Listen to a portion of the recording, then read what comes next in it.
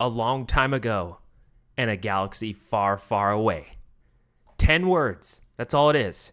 10 words that changed the future of movie series, of a whole franchise. And it all started with one man, George Lucas. Happy May the 4th be with you, people. It's Austin with the Magic of Mayhem. Welcome back. We're here to talk about probably one of the greatest franchises of all time, Star Wars. It's here. The day is here. The celebration is here. Today, May the 4th, is such a great day of just going through memories and timelines of your life growing up with Star Wars and seeing different things and seeing anything from The Mandalorian to Boba Fett series to the original trilogy to the prequels and then the end trilogy. Like, there's so much to cover when it comes to Star Wars. The one thing I was going to grab before this episode, and I just forgot it in the garage, was my red lightsaber. If you guys haven't figured out, Revenge of the 5th is actually the day. That's my favorite day. But we are here on May the 4th. Everyone's favorite Star Wars holiday. It's a great time. It's a great, just a great day of reminiscing of all the memories that Star Wars may have added into your life, or that some way or somehow you were impacted by the popularity of Grogu as Baby Yoda. Everyone knew Baby Yoda, maybe not the name Grogu, but everyone knew who Grogu was. Or Darth Vader, just the breathe sounds. That's all it is, breathe sounds. And the 10 opening words, the 10, a long time ago in a galaxy far, far away. And that's all interpreted on our own. We've never audio-wise heard it said, right? Like Family Guy may have done it, Robot Chicken, there could be spoofs and all that, but did we actually physically hear those words said? I don't think so. It's all interpreted in our own mind. It could be our own speed. It's something that is very personal to us, right? Just those 10 words of how we hear it, of how it's said in our head. It's pretty cool that right off the bat, that is how Star Wars is set. It's a personal thing. It makes it just right to your heartstrings, whether it's in the 70s, whether it's in 1999, and then the early 2000s, all the way up to now in 2025. The Star Wars has continued its run of good stuff. Do I agree with some of the new stuff that came out? Nah, some old lady actually saw my shirt. I actually had an Endor shirt on. And she was like, it's all about the old stuff. The new stuff is blah. And that was the first time I think I've ever been in person that someone has said blah to me. That's actually funny. But, I agree to disagree with that one. Like, there's good stuff. Mandalorian has got to be one of the best, short series or, not an actual movie. Fantastic. The same one with the Obi-Wan, the Kenobi. Fantastic. There's just great shows. But anyways, what we're here for today, other than the celebration of May the 4th be with you, is I'm going to cover in a short sense. This might be short. My son's taking a nap. That's why it's daytime while I'm filming this. But this might be a quick one as far as, let's just talk about my 3 favorite movies. We're just going to stick with movies today, and then we'll go into detail of each and every one. We're starting with number 3. It's probably something that, this might be good, this might be bad. Not sure what people are going to say. But this is my own personal takes and my own thoughts and what I kind of take out of this series. So I can't really, speak on your behalf. I can only speak on mine about what I like and what I dislike. But here we go. Number 3, Austin's. My mic just shut off. Why are we dealing with that? But anyways, this is my... That's silly. That just ruined my groove. Number 3 here, we're going to start. Episode 1, The Phantom Menace. You cannot go wrong with The Phantom Menace. That is the, reboot after the original trilogy. The Phantom Menace comes out, and it lights the Star Wars world on fire. We get to see something we never saw before. A dual-wield lightsaber? Darth Maul? What? That's sick. And then we see one of the most theatrical lightsaber duels of all time. Qui-Gon, Obi-Wan, and Darth Maul going at it. You see the future of the franchise in this young little boy named Anakin Skywalker. And you get to see a pod race, which we've never seen before. We get to see a like a battle, a droid battle versus the Gungans. Like 3 big battles going on all at once. To paint episode 1 is got to be the most insane thing ever, right? How cool is that? That is what starts us in the prequels, right? What starts us in that. By the way, I have a Death Star popcorn bucket. Shout out to my friend Angel on Main Street. 2024, I think is her actual title. Look at that. She got me that from Disneyland and sent it to me. How cool. I have a Death Star popcorn bucket. Like, those are limited release. Like, you won't ever see those again. It lights up. That's why it's lit up right there in the corner. But how cool is that?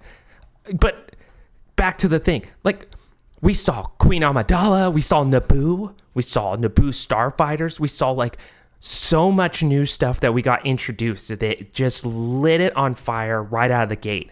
How, like, beautiful of a movie. Even watching it, like, obviously this weekend has been all about Star Wars. Watching it this weekend and seeing, like, you could see that technology was dated now, but back then that was amazing. Like, that was, like, so cool visually to see the Gungans down in their village underneath the sea.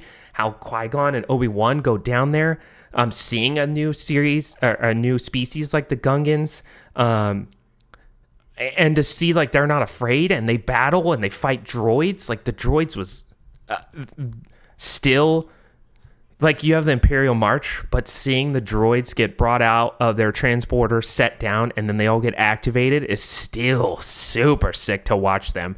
Like, it's like ouch time is one of the best parts, because it's like, it's on now. Like, this is serious. We're about to fight all the battle droids. Super cool, man. And then to see Qui-Gon pass away, and then Obi-Wan has to, like, make a decision. Am I going to actually train this boy? Also, the first time I would say that bullying, character bullying exists, because I'm pretty sure, or fan bullied Star Wars into changing Yoda, because the original Yoda was trash, and I'm all for that one. It's kind of like the Sonic rechange. Everyone forgets that Yoda got bullied into being what he should have been from the beginning. Episode 1, not the first, like, in theaters, is a lot different than the ones we've got this day, you know, because that was a fan bullying. Like, could you guys not, like, just make him what he looked like in the prequels or the original trilogy? Like, what are we doing? But yeah, that was actually legit. That was a time when a fan bullying existed and made that happen.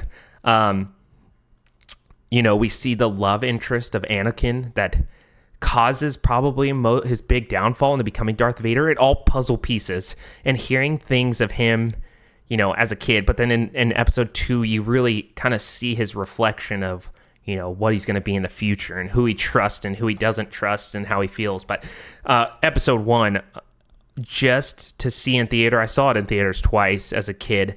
I was probably about 8 or 9 years old. Amazing, blew my mind. Couldn't wait for that DVD to come out. And I probably played that VHS tape nonstop until it became a DVD. So sick. You couldn't go wrong with that movie. But what a great introduction back into the Star Wars after 30-something years or 20-something years of not seeing anything Star Wars. And then, bam, episode 1 comes out, The Phantom Menace, and Darth Maul, and seeing new Sith. And, like, even the Jedi are, like, blown away that there's an actual Sith, there's no way that's a Sith. And then Darth Maul exists. And then he kind of sets the trend of, like, what we expect of as a Sith. Like, he was powerful. He was a good dueler. He didn't even say anything. He said, you know, maybe one line in that whole movie, and that was when he was standing by Palpatine. And that was it. He doesn't speak the whole rest of the time. He does make a grunt sound when he gets stabbed and cut in half. But other than that, you know, that's it. You see the beginning of Obi-Wan, even though he's not, you know, he was just getting ready for the trials. Like, he's not a full-on Jedi yet. And how powerful even he was, you know. But just a great rebirth of Star Wars franchise in our lives. And visually beautiful. It was such a great, like, kickoff to the series again. And to them realizing that, hey, we could continue this. I bet if episode 1 would have flopped, I don't think we would have continued to have Star Wars as we do to this day. So it's a great reminisce moment. Great to just remember myself as a kid. At the time I wanted to be a race car driver, so the pod race scene really was my absolute favorite. And then you see kind of how powerful Anakin was at that time, because he was doing something that like normal humans couldn't do, and that was pod race. That his reactions, his midichlorians was through the roof, that he could actually do something like that. So cool, as far as like it just set the future for that franchise. Okay, so that was my third favorite movie. Now, here we go. Number 2. It's got to be Revenge of the Sith, right? It all finally happens. It all becomes what it is. Revenge of the Sith. Here they come. They're back now. They're apparent. We know. And they get the most powerful Jedi to become to the dark side. Anakin Skywalker becomes Darth Vader. What? How freaking cool is that, right? Not only that, but at the beginning it starts out super dark. He kills Dooku while Obi-Wan's passed out, so Obi-Wan doesn't even know what happens. But Palpatine's all, do it. And that was it. And that was like the first transition of him questioning, am I good or am I bad? And then winds up killing Dooku, beheads him. And, Palpatine's like, you're relying on your feelings as what you should. And that is the path of the dark side. He kills Dooku. And that sets the path to now, here we go. Anakin is going to the dark side. And it is the coolest buildup. The coolest, he's confused. He just needs some love. Obi-Wan's very hard on him, and he just can't take it no more. He just wants someone to understand him, and Palpatine sells that to him the entire time. Just sells it that, hey, I'm your guy. Just trust in me. Oh, are you having bad dreams? Oh, I could teach you some stuff. And then, that's where it all goes downhill, right? His love for Padme, like he just loves her so much that he doesn't want something bad to happen. And the Sith, aka Palpatine, is clouding his mind, thinking something bad's going to happen. And then he's trusting his feelings instead of knowing the truth and knowing what he's actually like physically thinking about, right? And then it just happens. He winds up killing Mace Windu after trying to arrest Chancellor Palpatine, knowing he's a Sith Lord. He lets the council know, and instead of trusting, he went to his feelings again to come and want to stand a trial for Chancellor Palpatine, and that ends it. Kills Mace Windu. What? He killed Mace Windu. Just chopped his arm off, and then Palpatine just sends him flying with his electric force. Sick. That whole scene right there, you're just, oh my gosh. And you see the deformation of Palpatine, and he becomes, Darth Sidious. Darth Sidious? No. What am I saying? Emperor Palpatine. Then he becomes Emperor Palpatine right there. And it's on. It's so sick. And then Anakin has the most amazing duel with Obi-Wan. And it's a battle of right and wrong. And they just have the sickest duel on Mustafar, right? The sickest duel. It is said that they were going so fast in their duel that they had to slow it down to make it look more realistic. Now, I don't know if I believe that 100%, but either way, that battle is insane. How good they are, how fast they are, and it really was life-changing. I think we all were like, holy moly, and that set the tone for like lightsaber battles. So when you see one that's not good, you're kind of disappointed, honestly, because you're expecting such this level that Revenge of the Sith did in episode 3, that you just kind of are hoping that that's the thing, that's the whole precedence of what a lightsaber battle is going to look like. And he has his battle with Obi-Wan, gets his legs chopped off, his arm chopped off, and then he's left for dead. And, the question to the fact is that Obi-Wan didn't have the heart to kill him. Obi-Wan couldn't finish the deal. Even though he said, I will do what I must, he couldn't stomach the pain that he was going to kill his own brother. So he saw Anakin as his brother. It was out of love that he tried to, not kill him. And it winds up being his biggest downfall, right? It winds up being the reason why this happens, and that's the issue, and that's what the downfall is for the whole series, and that changes it, that's just what happens. It's the end of the thing, and Darth Vader is made, and when he says, when he's created and he gets lifted up and he just says no, and the power that's felt in that scene is insanely cool. I did say I was going to keep this one short, so I apologize if I'm going to cut it. Let me pause real quick. Hold on. All right, coolest thing. I now know I can pause and unpause, so I could go be a dad for a couple minutes and come back and be just fine. So we get to see him get chopped up. Obi-Wan can't finish the deal. If I repeat myself, it's okay. You guys, I'm just off the cuff. You guys know that. I don't like editing. But when the helmet gets put on and it seals and it makes that sound where it becomes airtight, and his first breath, and then when he goes, Padme, is she alive? And he says, in your rage you killed. And he's like, no! The coolest. You could see the power as the robots get smashed and Vader is pissed off. And what a way for that to happen. And then you see Padme Padme had given birth to Luke and Leia, and it finished that trilogy. And then you realize Obi-Wan goes and gives the baby away, and then Leia goes away with the senator, and then that's it. And it's so sick. It is just a great way to finish that movie. Fantastic. All right. Are you ready? Do we have a drum roll, please, for what my favorite movie in the Star Wars movie timeline? And it's not necessarily a prequel or a trilogy or anything like that. My absolute favorite is Rogue One. Rogue One was the movie we all needed for the tie-in from the trilogy, the original trilogy, and the prequels, for that to happen, right? The end scene, and I just want to spend time talking about the end scene, because that is literally the only scene that I want to talk about and care about, because you see everything.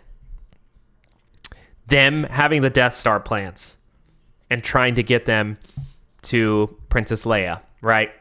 They have it. Vader is chasing after them, and they get the plans, and here comes Vader chasing after them, and they get boarded.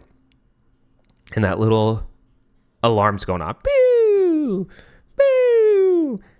And all of a sudden, out of the dark, you hear a breath, and then a red lightsaber turn on, and it's Vader. And how they finally show legit power of Vader. How he force lifts the guy onto the ceiling and cuts him in half, or how he just literally just destroys people, just destroys them with his lightsaber, just cuts them up, hack slash, just through that whole ship, right? And then barely getting the Death Star plans through the middle, that guy made a sacrifice, said, hey, I'm not going to make it, but this is for the opportunity of everyone. And he hands them through the crack, and those guys take it. And literally, as he gets them hand to pass and he runs away, he gets stabbed by Vader. The emotion of that scene, you could feel the desperation that they need this in order to make, to let people know what the Death Star plans are, and how it would incorporate into the next series, and how they tied all the original movies, they tied all the movies together with that one movie. And Rogue One was so beautifully captured. They had some great characters. You wind up seeing an Imperial droid turned good, and how funny that interaction was, how sarcastic it is.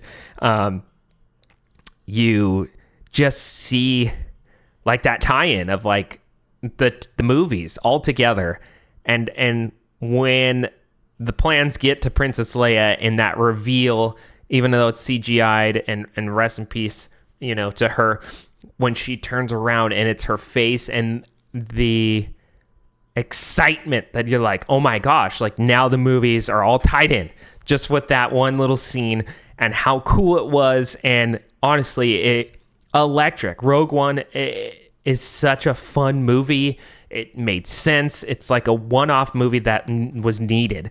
A one-off movie that was needed to just tie it all in together. And it did. And it did fantastic, which is so cool, in my opinion, about just how great that movie is and why it's my favorite. Because it just ties into everything and makes that just so electric, man. So electric. Like, I just can't even explain it. It's such a good movie. Rogue One is like my go-to comfort movie. It's so good. And how it all ties everything in and completes it. Makes it just my favorite. So that was my top 3 favorite Star Wars movies of all time. Just my top 3 favorites. Now, let's get into something a little Magic of Mayhem, something I enjoy doing. It's just a good time, and I think you guys enjoy it too. It is my hype, overhype, or straight trash. I posted this poll again on Instagram, to see what people are thinking out there, what they're feeling, what they're excited about, and I'm surprised by some of these, submittals. It really just was like, whoa, okay. Some people really like to choose violence, and I respect that. I dig it. The first one over here, submitted by Right1618. Any Disney hotel or character breakfast overrated and not worth the money. Wow. Coming out hot right away. Right1618. Any Disney hotel or character breakfast overrated, not worth the money. Oh, wow. That's where we're starting today. Just that a character breakfast is overrated and too expensive. I agree, the expensive wise for sure, but that little bit of interaction. Okay, so Maverick has not had the chance to meet characters in person other than the Easter Bunny, and he blew our minds away with how well he reacted with the Easter Bunny. He was excited. He wanted to high five him. He's only 14, 15 months at the time, and he was thrilled and couldn't stop smiling with how excited he was to see the Easter Bunny. So that gives me hope that when we do a character breakfast or a character meet, that Maverick is going to be absolutely in love with the character. He knows who Mickey Mouse is, and I can't wait to see that interaction. Mickey is my all-time favorite character. As you guys know, I have a deep connection with Mickey. Me and him have the same birthday, November 18. That's me and Mickey, and Minnie too. But me and Mickey, that's my guy right there. We're just connected that way for the rest of my life until I pass on. That Mickey Mouse and I have the same birthday. One of my favorite fun facts that I get to throw around. And, I went to Disneyland on November 18th and said, me and the boss have the same birthday. And so it was so cool. And then I did a selfie with Mickey. I had to, right? It was his birthday. But I'm just excited to see Maverick interact. Now, will it be overpriced? Obviously. I don't know if it's overrated, but I haven't done it in a long, long time. Since I was a kid. I don't go to character breakfasts, but for him to say any Disney hotel, but I know we've discussed this in previous episodes that a Disney hotel is worth the price because you are in the vicinity of everything. So, I gotta say, Right1618, I ain't on board with that one. All right. An overhyped, and this is coming from my wife. My wife is trying to start violence too. Okay. Here her response was, what is overhyped? The corn dog from the Little Red Wagon on Main Street. Oh, there's going to be some people not happy about that one.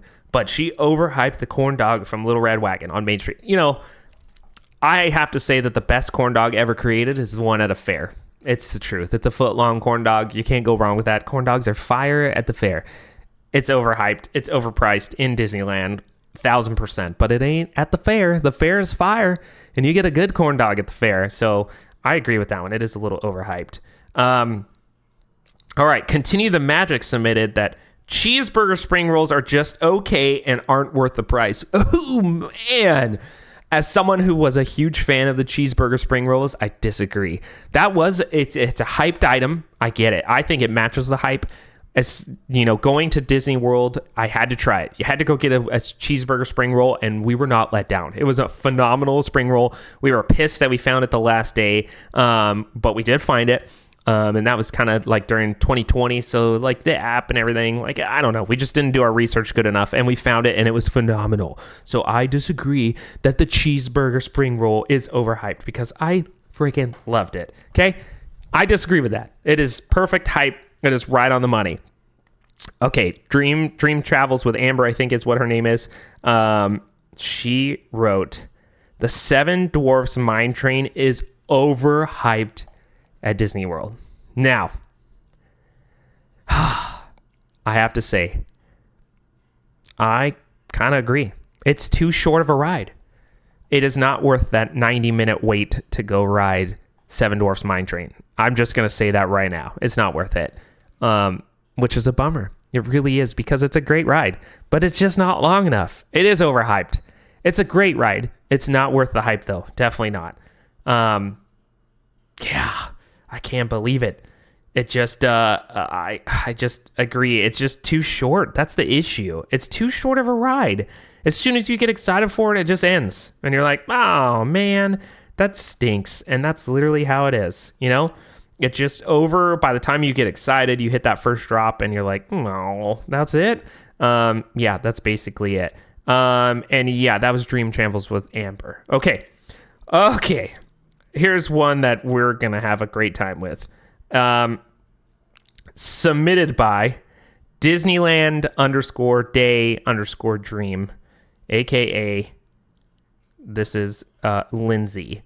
Lindsay had the audacity to say that churros are overhyped.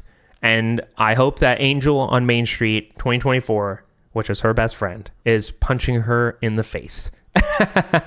I woke up and chose violence. I know Angel's going to hear this, so I 100% agree with violence on this one. Churros are not overhyped. Now, in Walt Disney World, we've discussed that the freshness and all that is a totally different game here. We're talking about Disneyland churros. Disneyland churros are not overhyped. Disneyland churros are the gospel truth. They are so good. You can't go wrong with that, and it's phenomenal, okay? You cannot go wrong. I'm telling you, Disneyland churros are the best snack outside of popcorn. I'm a popcorn guy. Churros are number 2. They're right there. They're so good. I cannot wait till December to have a Disneyland churro. But I disagree, Lindsay. You're so wrong. They're not overhyped. They're perfect.